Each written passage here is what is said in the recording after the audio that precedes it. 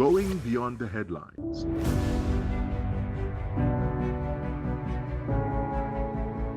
Asking the questions you want answered. Exploring government policies and how they impact you. We are delving deeper.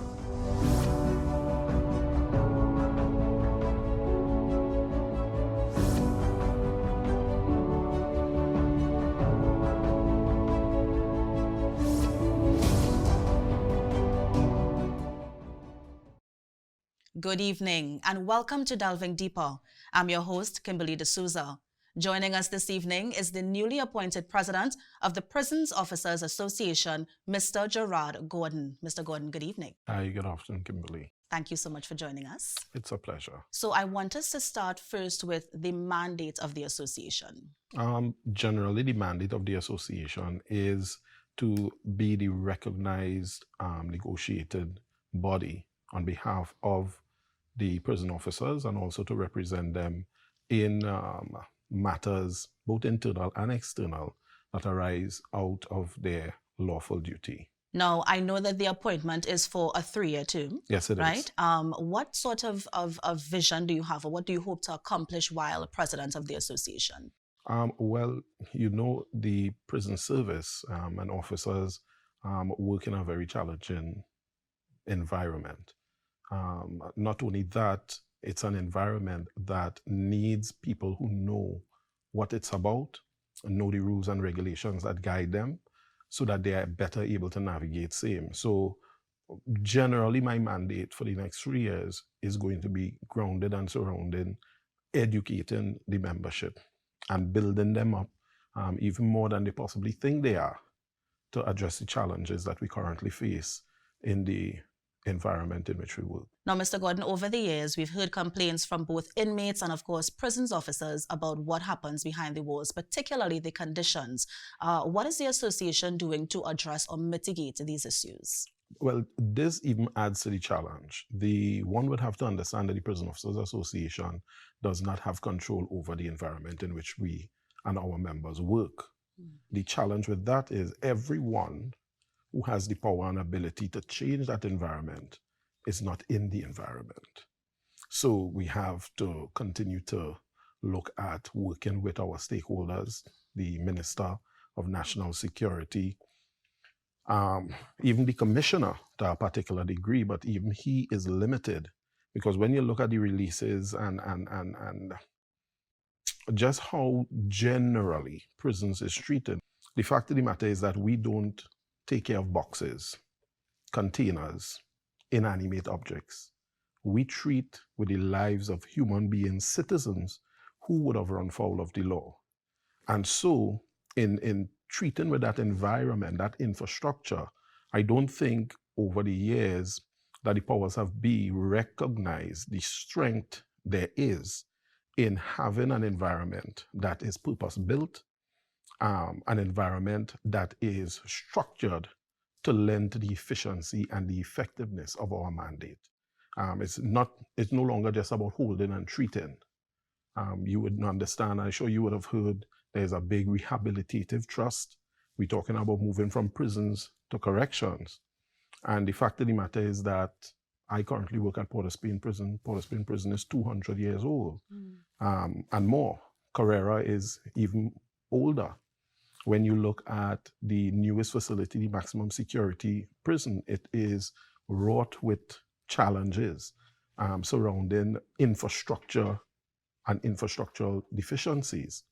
And that is because somewhere in the back of the powers that be mind, and I'm not casting any aspersions at all, but I don't think they recognize how empowering it could be, not just for the prison officers, but for the public at large, because part of our mandate is also public safety.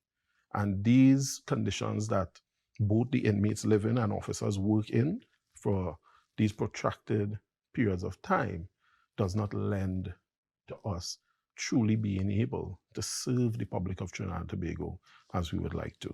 Now, Mr. Gordon, while you can't speak on behalf of the prison service itself, there are instances or cases where prisons officers have been accused of bringing contraband into the prison. Some have also been charged. I mean, how is the association dealing with this? For example, do you deal with legal fees or anything like that? No, we don't.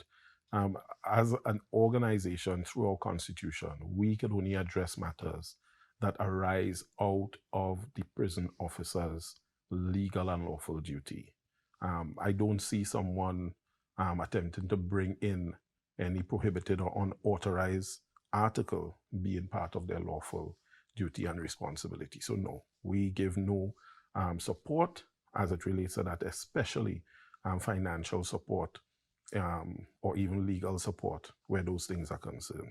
Now, for example, if a prison officer has been charged, is there some sort of reform that takes place? Or is it that you inform your members beforehand that this is wrong? Is it common sense? Is it part of their duty to know this is wrong? Well, how do you deal with that? I would hope that they know that it is part. I mean, it's there as you enter every prison, they speak about unauthorized and prohibited articles. They even list that.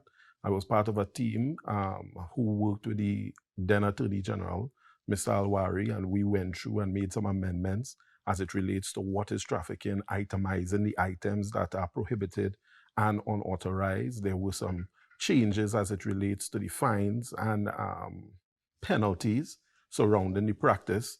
So I would hope that they know, but certainly there's no harm in reminding people that the environment is one where, notwithstanding the challenges, we have a greater purpose, and that greater purpose should not lead us down the road to do anything to bring the service, nor ourselves or our family, into disrepute. Well, on that same point, I mean, what are your thoughts on the rogue prisons officers who do bring in the contraband for the inmates?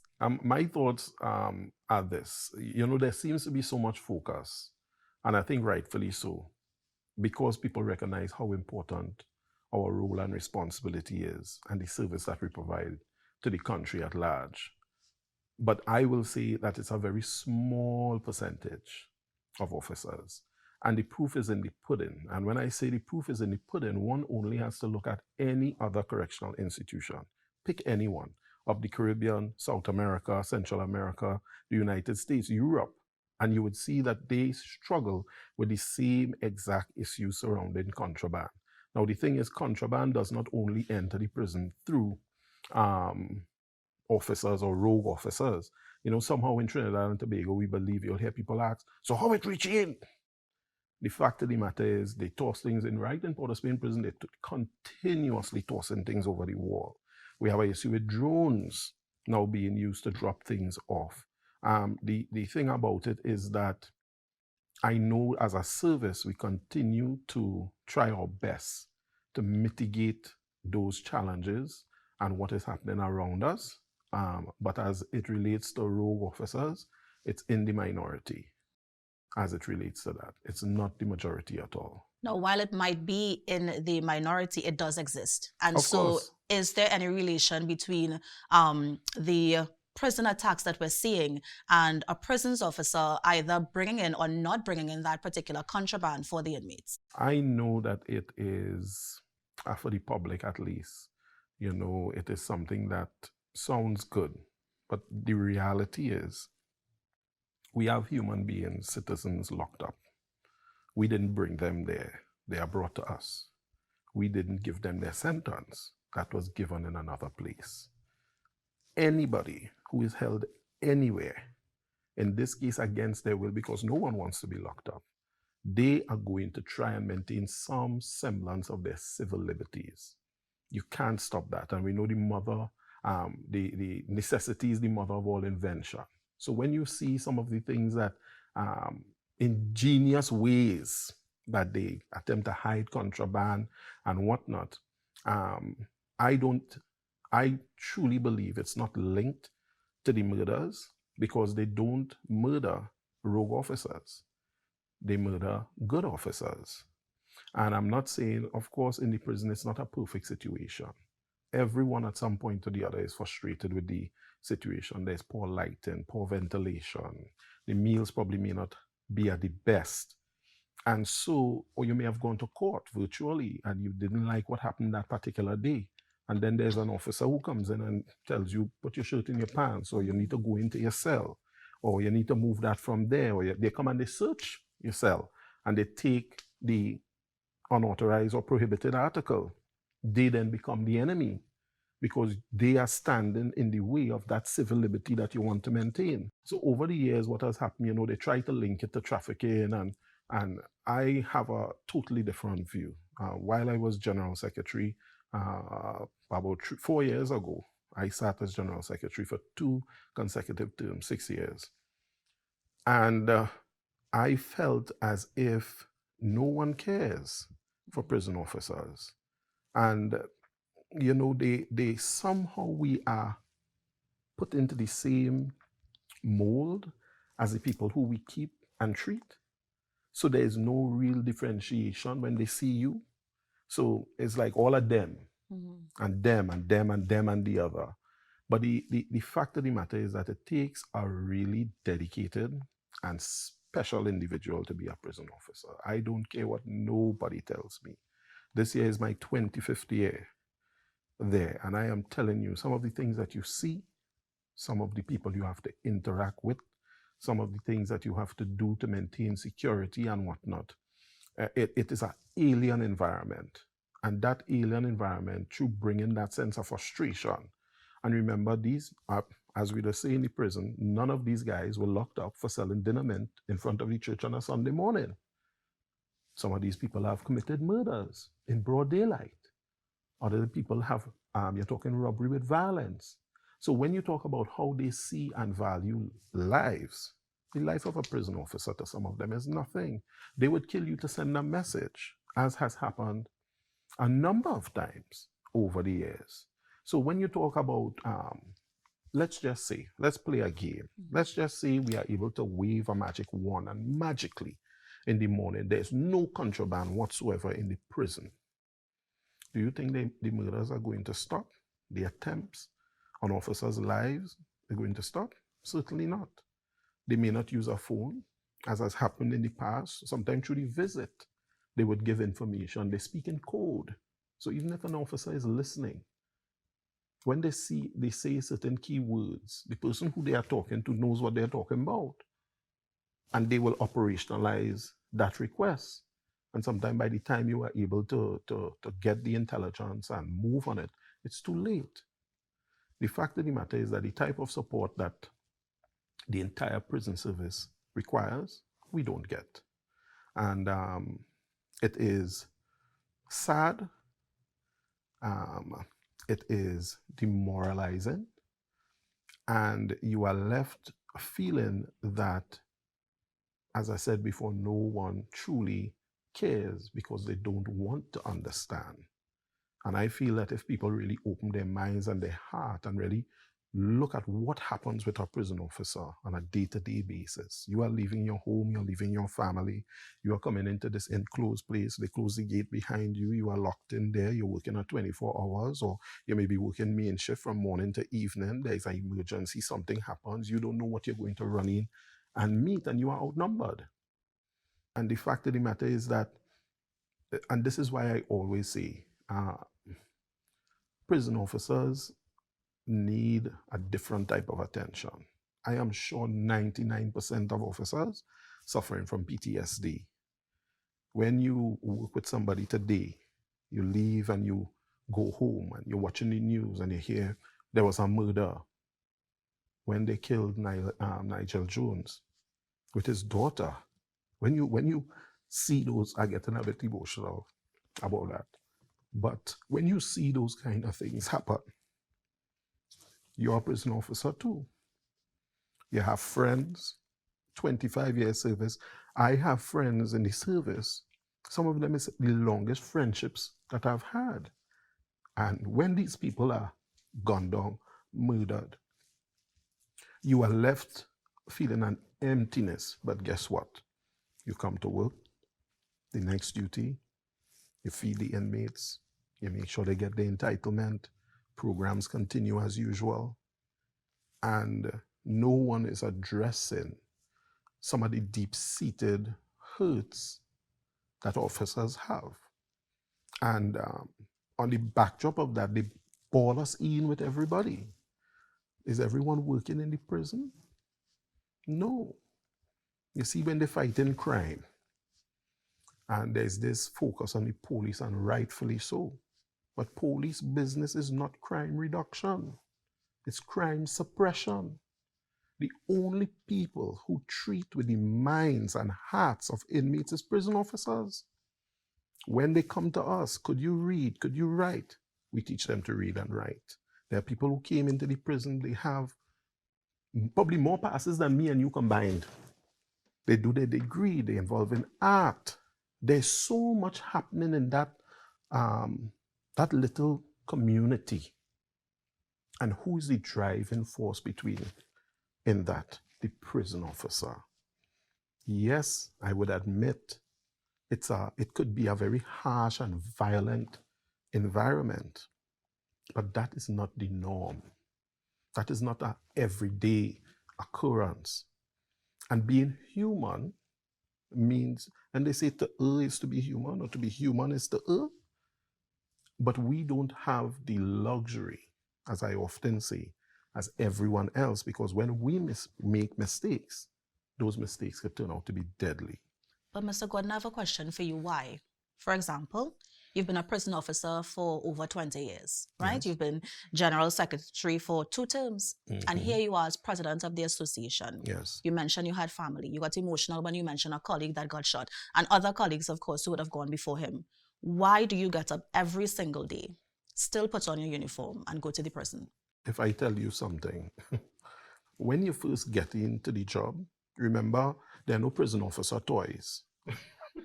Understood. You will get fire truck, you will see police car, army man, the milkman have a toy. Everybody have some little toy, some little something to relate to. It had no prison van that you will buy. There's no toy with a prison guard with a baton and a whistle. That don't exist. So when you come into the environment, it's an alien one. And I think generally speaking, working over the years and working along with my colleagues, even some of them may not admit it, but we really love our job because there's no other place. I think there's no other, probably teachers to a degree, to a larger degree, but for prison officers to take the discarded, who nobody wants, to take that person who substance abuse. So they find themselves in a vicious cycle. And we try our best with the limited resources we have to really try and reach that person. These are the things that are happening. Who are the driving force? When you look at the band, you have a prison officer on the keyboard, another one with a guitar. They singing along also. So, it is really, it's not what people think it is. And I think once you engage the environment, you can't help but buy in to the hope. I think if we kill hope, I think if hope is dead, then maybe I wouldn't get up and go. Maybe I would not be president. Maybe I would not have advanced myself. There are so many maybes. Once hope is dead, then you don't advance forward. But I think it's because generally speaking, they are the successes that we see as prison officers. And you see officers, they will take money out of their own pocket to purchase clothing items, get somebody ready, you see somebody getting ready to leave. So many little things that they do that no one, it's not recorded. We don't go and shout it from the mountaintops. That is the driving factor, I think. Because still then there's something, at least for me, I say, listen, I could impact somebody today. Today could be a discussion, informal as it may be, could lend to somebody seeing the light, to somebody deciding, hey boy, better I make this change, better this life of crime ain't making any sense. And that coupled now with our programs department and what they are attempting to do, with the limited resources and staff that they have. I mean, you have literacy classes, you have mathematics, You name it, anger management, all these things are happening, driven by who?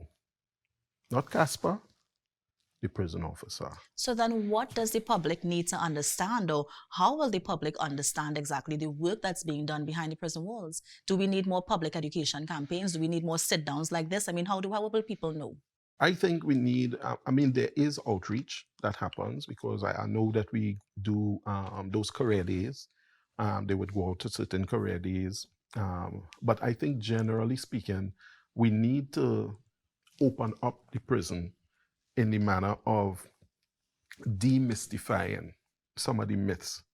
And maybe it has to come from a mandate on how we communicate with our number one stakeholder, who is the public of Trinidad and Tobago. The entire team here, everybody in this building, the man walking down Frederick Street, the man from Las Lomas, Las Cuevas, Icacas, all of these people, as long as they are citizens, you are a partner. And I think that is the message that we have to get. You all are our partners in this. Because, and why I say that is this. So we do all of the programs. We get the guy ready. He would have lent himself to the teachings and learnings. He get qualified. And he comes out, he walks out of prison, use our old jailer. Nobody gives you a chance. Nobody says, I will hire him. I will give him an opportunity.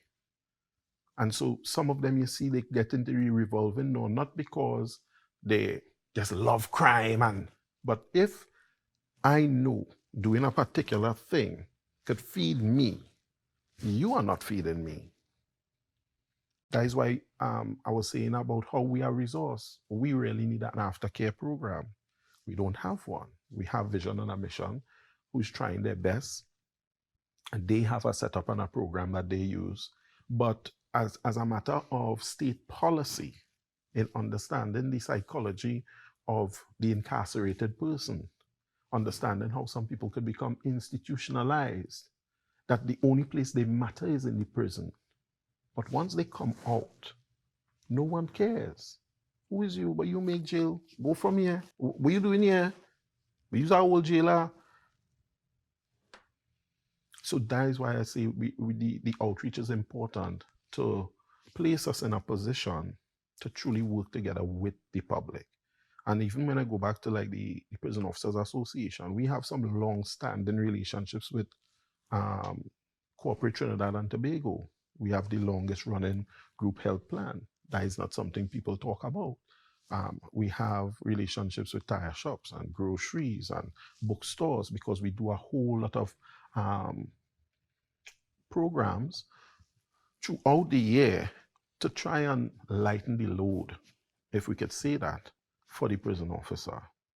You understand? So it really requires visionary leadership that understands exactly what the challenge is, and leadership that is willing to put their money where their mouth is. Because having a modern correctional system, and when I say correctional system, I'm including the courts, the police, and how we meet and treat with the offender. Rehabilitation ideally should begin from the time of arrest.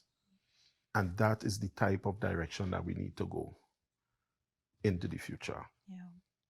Now, Mr. Gordon, you would have itemized truly some of the challenges that we're seeing in the prison service behind the prison walls. But as president of the association, do you anticipate any sort of challenges during your term? Challenges have already begun. There's no honeymoon.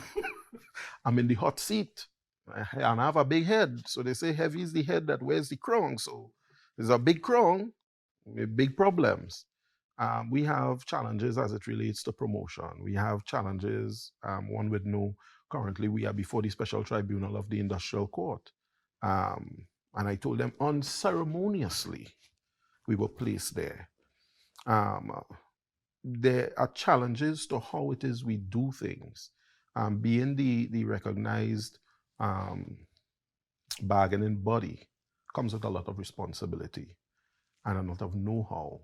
And for us to find out that we were placed before the special tribunal via the media is a gross disrespect. What was your reason for that? I believe the state had set their own timeline for when they believe negotiations should have been up. The 4%, and I hated it with a passion. They keep saying 4%, 2%, 4%, 2%. That is not to pretend that that is the beginning and end of the negotiation is to be very facetious. We would have had a number of items on our proposal. How far did we reach with those items? Where did we reach? What are the things that we agree upon? And if there are things that we agreed upon, then the negotiations are moving. Suppose we just choose to talk about salary last. What are we going to get on our housing allowance? How is our meal allowance going to be treated? How are you going to treat with COLA? How are you going to be dealing with all of these things, the uniform, all these things? How are we going to treat with those? Because all of that falls under your terms and conditions of employment. 4%, 4%. I hated it. I still hate it.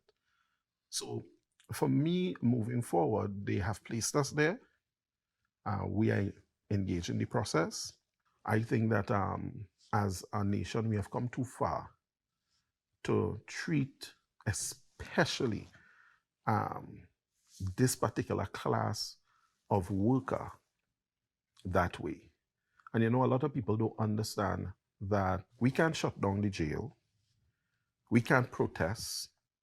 We can't do any of that. All those things are illegal. If I only open my mouth and say, don't go to work, I lock up, you know. Well, Mr. Gordon, I mean, final thoughts. Anything you want to tell to your membership? Any sort of thoughts at all? We are in some challenging times, yes. However, I believe that now more than ever is the time where we need to pull together. Under my leadership, and it's something that I say, this is not my presidency. This is each and every member's presidency. There are certain initiatives that I'm going to be rolling out. Key to them will be some educational engagements. Further to that, I'll be visiting each station every month because the president only gets 1 day off as it relates to the CPO agreement to really conduct POA business. Every other day I would have to seek time off or make a request to do so. So I'll be visiting the stations come next month. That will be one of the missions, and it's really to try and meet people where they are. I fully believe that sometimes when you need people to act, you can't do that from a distance. And so my plan is to be there. I mean, y'all caught me at work, leaving work. So, you know, it's really to attempt to firstly bring the officers together and also to educate them, to build them up, and also to give them a sense of pride, and not only about the job, but about the association, and give the ownership of the organization back to each and every member. It's not mine. It never would be. It would remain in their care, probably for the next 100 years. Yeah. And I'm glad that we caught you at work, but I'm glad that you made yourself available for the interview, Mr. Gordon. So let me thank you so much for joining us on this evening's edition of Delving Deeper. Thank you so much. Join us on Sunday, April 16 for another edition of Delving Deeper. I am Kimberly D'Souza, and on behalf of our entire crew, have a happy and safe Easter.